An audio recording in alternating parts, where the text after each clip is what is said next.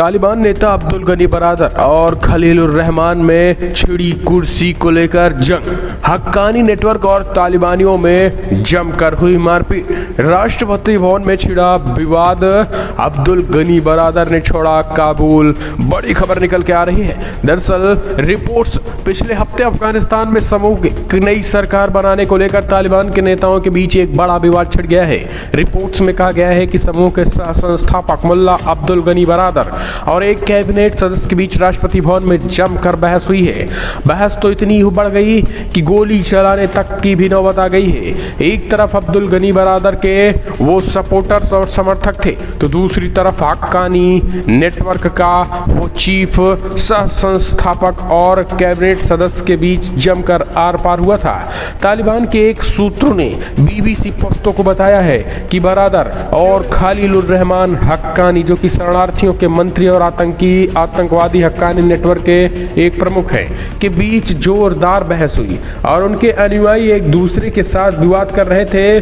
तभी हक्कानी ने बरादर पर गन तान दी थी और गन तानने के बाद मामला उसके बावजूद भी बढ़ता चला गया और गन तानने के बाद हक्कानी से और उलझता चला गया बरादर, जिसके बाद उन्हीं में से समर्थकों ने किसी ने गोली चला दी, जो गोली सीधा बरादर की पेट में जा लगी थी और बरादर सीधा घायल हो गया था। जिसके बाद से हक्कानी नेटवर्क के वो जो शरणार्थी थे बड़े पैमाने पर राष्ट्रपति भवन पर चढ़ाई कर दिए थे और उसमें अब्दुल गनी बरादर को अपने लाओ लश्कर के साथ काबुल छोड़ कांधार भागना पड़ा था। ये रिपोर्ट्स बताती हैं। समाचार एजेंसी INS के मुताबिक रिपोर्ट्स में कहा गया है कि कतर में स्थित तालिबान के एक वरिष्ठ सदस्य और शामिल लोगों से जुड़े व्यक्ति ने पुष्टि की कि पिछले सप्ताह में अंत में बहुत जोरदार झड़प हुई थी। सूत्रों ने कहा है कि झड़प इतनी छिड़ गई कि प्रधानमंत्री अब्दुल गनी बरादर पूरी तरीके से नाखुश आए हक्कानी को लेकर। दरअसल हमने आपको पहले बताया था कि किस तरीके से अभी तो पहले शपथ ग्रहण समारोह तक नहीं हो पाया है।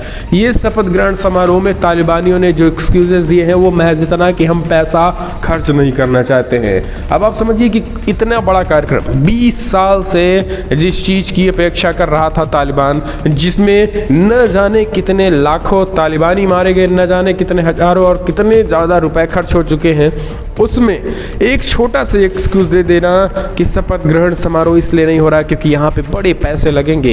ये तालिबानियों के एक तरीके से केवल और केवल झूठ का पुलिंदा था। ये पूरी दुनिया को समझ में आया।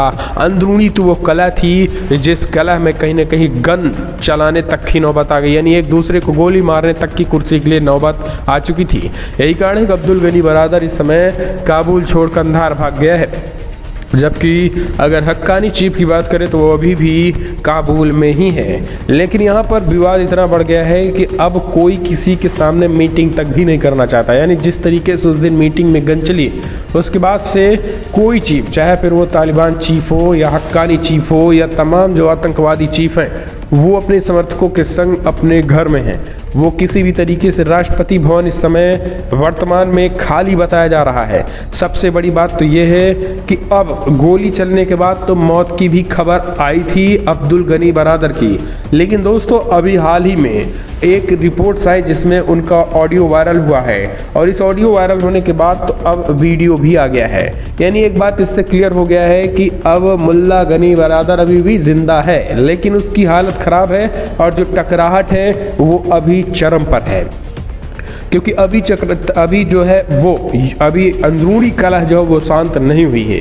इसी बीच एक और बड़ी अपडेट निकल के आई जहां पर मुल्ला गनी बरादर के बीच हक्कानी खलीलुर रहमान हक्कानी का जो कहना है, उसका कहना है कि वो रक्षा मंत्रालय चाहता है, जबकि उसको मिल गया है शरणार्थियों का मंत्रालय। जी हाँ, हक्कानी नेटवर्क के चीफ को चाहिए रक्षा मंत्रालय, जिसमें वो पूरे आतंकवादियों को एक तरीके से जितने भी तालिबानी हैं उनका जो कमांड है वो अपने हाथों में चाहता है। जो आतंकवादी तालिबानी क्या करें क्या ना करें वो एडवाइस देना चाहता है, जबकि तालिबान ये ऐसा होने नहीं देना चाहता है। अब आप समझिए कि हक्कानी का समर्थन कर कौन रहा है।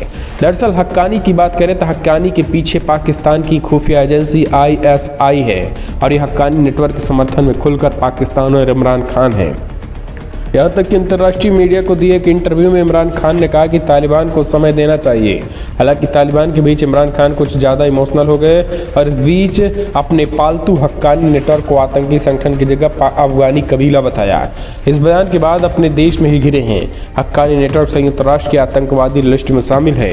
इस बीच इमरान खान और खास करके ISI खुफिया एजेंसी जो है हक्कानी को अफगानिस्तान का चीफ बनाना चाहती है, क्योंकि हक्कानी नेटवर्क जो है वो पाकिस्तान का बहुत प्रेमी है। और अगर हम अब्दुल गनी बरादर की बात करें तो वो अमेरिका से ज़्यादा अमेरिका के करीबी माना जाता है, क्योंकि अमेरिका 2010 में जब पाकिस्तान ने उसे गिरफ्तार कराया था तो 2018 में उसे अमेरिका ने ही रिहा कराने के आदेश दिए थे। तो ये कहीं ना कहीं हम कह सकते हैं कि अब्दुल गनी बरादर वो अमेरिका के इशारे पर काम कर सकता है। इसी वजह से अब्दुल गनी बरादर को किसी भी कीमत पर सत्ता में काबिज नहीं करने दिया जा रहा है। तो ये एक तरीके से अपने आप में बहुत बड़ी रिपोर्ट्स निकल के आई है, लेकिन इन सब रिपोर्ट्स के बीच एक बात तो क्लियर है, किसी भी कीमत पर अब्दुल गनी बरादर को चीफ नहीं बनने दिया जाएगा। और अब तो उसे काबू लाने में भी डर लग रहा है जिस तरीके से गोलियां चली हैं। हालांकि दोस्तों एक वीडियो निकल के आया है, मुल्ला बरादर ने वीडियो जारी करके जो खास करके गोली लगने की बात और जो अभी तक मीडिया में ये हो रहा था कि उसकी मौत हो गई है, वो चीज़ें पूरी तरीके से ख़त्म हो चुकी है। जी हाँ, ये बड़ी खबर निकल के आई है कि बड़ी अपडेट है कि उसकी मौत नहीं हुई है। उसने वीडियो जारी करके कहा कि अभी हम जिंदा हैं। तो ये जिंदा होने का सबूत उसने दिया। अभी हाल ही में एक इंटरव्यू दिया था बरादर ने और घायल होने की खबरों की पूरी सच्चाई बताई थी। इस वीडियो ऑडियो भी इसके पहले तालिबान के संस्थापक मुल्ला गनी बरादर के गुट और एक कैबिनेट सदस्य के ज़बरदस्त कहासुनी के बीच ये वीडियो आया है। आपको बता दें, मुल्ला गनी बरादर ने कहा है कि किसी भी तरीके से कोई फूट नहीं है, हम स्वस्थ हैं। तो ये वीडियो में वो कहता दिखाई दे रहा है, जबकि ये दुनिया जानती है कि उसे क्या है। लेकिन अब एक और रिपोर्ट ले लेते हैं दोस्तों अब्दुल गनी बरादर को लेकर निकल के। एक तरफ हमने आपको बताया कि कैसे हक्कानी और अब्दुल गनी बरादर के बीच इतना टकराहट हो गया कि ये दोनों गायब हो गए हैं। दरअसल वीडियो में तो आए हैं, एक वीडियो में इंटरव्यू के दौरान तो आए हैं, लेकिन इन दोनों की मतलब किसी भी मंत्रिमंडल की कोई मीटिंग नहीं हो रही है। ये सच्चाई है। अब एक और रिपोर्ट ले लेते हैं। तो दोस्तों टाइम मैगजीन की 100 सबसे प्रभावशाली लोगों की एक लिस्ट जारी की गई है। तालिबान नेता मुल्ला बरादर भी शामिल है इसमें। जी हाँ, दरअसल तालिबान के संस्थापक मुल्ला अब्दुल गनी बरादर को टाइम मैगजीन की 2021 के 100 सबसे प्रभावशाली लोगों के वैश्विक सूची में जगह मिली है। मुल्ला अब्दुल गनी बरादर इस वक्त अफगानिस्तान की अंतरिम सरकार में डिप्टी प्राइम मिनिस्टर हैं, लेकिन टाइम मैगजीन ने उन्हें 2021 के 100 सबसे ज़्यादा प्रभावशाली लोगों की लिस्ट में डाल दिया है। दोहा में तालिबान के राजनैतिक कार्यालय के प्रमुख मुल्ला बरादर की तालिबान और अमेरिका के बीच दोहा शांति समझौते पर बातचीत करने का श्रेय दिया गया। वो तालिबान का संस्थापक सदस्य और तालिबान के संस्थापक मुल्ला उमर का सबसे करीबी सहयोगी रहा है। बरादर को इसी महीने की शुरुआत में तालिबान की नई सरकार अंतिम सरकार के प्रमुख के तौर पर मुल्ला अंखुद का डिप्टी नियुक्त किया गया था। तो दोस्तों मुल्ला अंखुद यहाँ का प्राइम मिनिस्टर बना है, जबकि डिप्टी PM बरादर को नियुक्त किया गया है। लेकिन यहाँ पर वो सबसे प्रभावशाली नेताओं की सूची में शामिल हो गया है। हालांकि अब वो सुरक्षित है, इसका भी वीडियो वायरल कर दिया गया है। लेकिन आप जिस तरीके से टकराहट बढ़ी, इसे कमेंट के माध्यम से अपने सुझाव देना ना भूलिए। इस वीडियो पर जय हिंद।